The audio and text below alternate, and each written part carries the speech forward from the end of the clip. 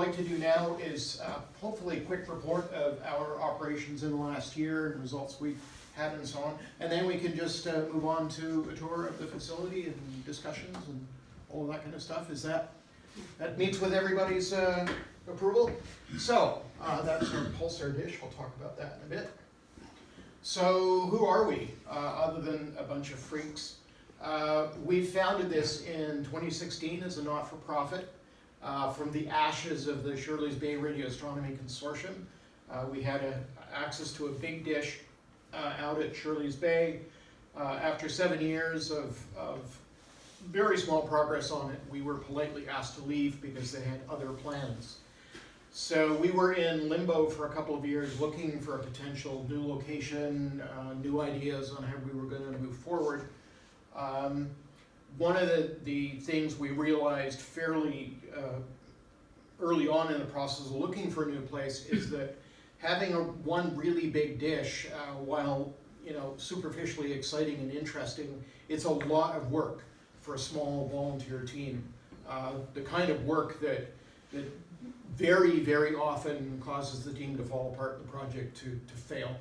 So we decided that having a more dynamic approach with smaller experiments, smaller pieces of equipment, things that you could actually get working in a shorter period of time to keep people's interest and to keep things moving and producing results early.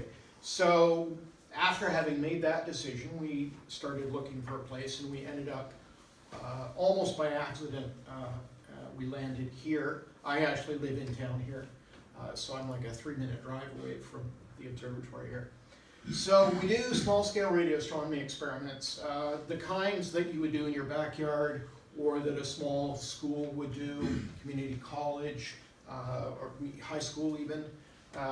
And we contribute to education and public awareness. We design low-cost systems that are reproducible by others. So we document everything we do so that others can follow along. We do produce systems, or starting to produce systems that people can buy. Just, turnkey, off-the-shelf type of thing. A bit like optical telescopes are these days, where you can literally go into Walmart and buy a cheap telescope. This isn't quite that, but we're aiming towards making some of the difficult parts less difficult. More Canadian Tire then. Yeah, well, there's a plan. Canadian Tire, radio telescopes at Canadian Tire. Princess Auto. Yeah, Princess. Oh, Princess Auto, I have to say, Princess Auto is like the supplier for any random hobby. Whether it's astronomy or rocketry, like I used to be involved with, or racing, or it doesn't matter. Princess Auto is your place. Partnership, man. Partnership. Yeah, that's right. Yeah. So we also design a lot of software here, mostly for software-defined radio stuff, and we use a framework called GNU Radio to help us with that. It actually allows you to design radio signal processing flows very, very easily and quickly. I was wanted to ask you, Mark. Sorry, I was meant to ask you, Marcus. I pronounce the G. Some people don't. Oh, in GNU Radio? Yeah. That's how I've always pronounced it. GNOME, GNU. GNOME, GNU, All that stuff. GNATS. Yeah. Yeah. Yeah. So somebody said, what's SDR? Yeah, Software Defined Radio. Okay. So that's a whole other talk. That's like a 1-hour talk. But basically, in the olden days, a radio was fixed purpose, and it was all hardware. It had a bunch of functional components that effectively was a signal processing path that ended up, at your speaker, let's say, or at your instrument, or whatever instrumentation you're running from these radios. With software-defined radio, everything is done digitally, which means that you can use DSP algorithms to do the things that hardware used to do. And the neat thing about that, of course, is that you don't have to undertake a large hardware project every time you come up with an idea. It's all of the basics are already there, and you throw together a piece of software that, processes the signal in whatever way it needs to be processed. So that's what SDR is. I do have a talk on what is SDR and why it's cool for radio astronomy, but that's, like I said, it's about an hour-long talk. And I think I actually gave that at an RESC meeting at some point. Main cast of characters here, well, there's me, there's Gary, who I've already introduced, and Doug, and other hangers-on from time to time. My son helps us out from time to time, that sort of thing.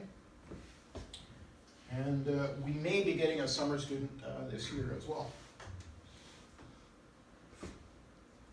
So, 2019, what did we mostly do? A bunch of things. We have an ongoing collaboration with Carleton University. We support their undergraduate astrophysics program, providing them with data from our 21 centimeter radio telescope. We're starting to get our pulsar system underway, and I'll talk about that in a bit. And we've been building out more receiver and supporting equipment in the receiver room, fleshing it out with all kinds of cool stuff. We have full height racks in there now, and we're starting to work on some shielding for that room, so that we're not interfering with ourselves by radiating stuff out of the room and it gets picked up by our antennas. We provided consulting services to NRCan near the beginning of the year in their ionospheric monitoring and research. We designed a new SDR-based rheometer for future deployment with NRCan. So our rheometer measures the opacity of the ionosphere by using the galactic background as like a calibration source. So with solar events, the ionosphere changes, as we all know, and a rheometer measures those changes in the ionosphere from underneath the ionosphere. Other instruments measure it in the other direction. So our rheometer operates around between 30 and 40 megahertz and measures on a daily basis what the ionosphere is doing. NRCan has a bunch of them deployed. The technology is from literally like 1973, and they're looking to update that. So we helped them a bit with that at the beginning of the year. I mentioned items for sale. We're doing design work on what we're calling a radio astronomy workstation, which would be very much, well, more plug and play than it is now. And so you'd buy the box and you'd still be responsible for antennas and all that kind of stuff, but all of the back-end receiver and computer and everything would all be in one box, and all pre-configured and pretty much ready to go to make it easier for people to get into this in their backyard. We upgraded the 21 centimeter radio telescope system twice this year. The first upgrade was we moved from 2 smaller cheap dishes to a single 1.8 meter Andrew dish, like I was talking about earlier. And then once we had completed the initial survey, we upgraded it to a dual polarization system. So we're redoing the survey now in dual polarization, and we'll see how that looks in a couple of months.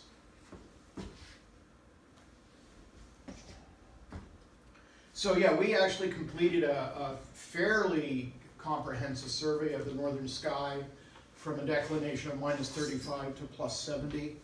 And we produced a reasonably high quality sky brightness map, given, you know, the resolution of the instrument is about 5 to 6 degrees on a side, and you compare that to optical telescopes where, you know, you're talking minutes of arc, and we're a big fat, you know, 5 degrees on a side. So this is basically a 5-degree resolution sky map at 21 centimeters.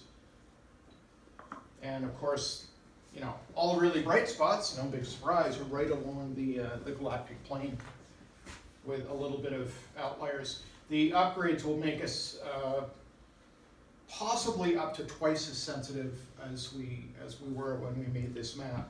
So that will kind of do a little bit of fill in. Some of these gaps that are, you know, quite cold, appear quite cold, will probably start to be some regions that appear to be a bit brighter just because our sensitivity has improved.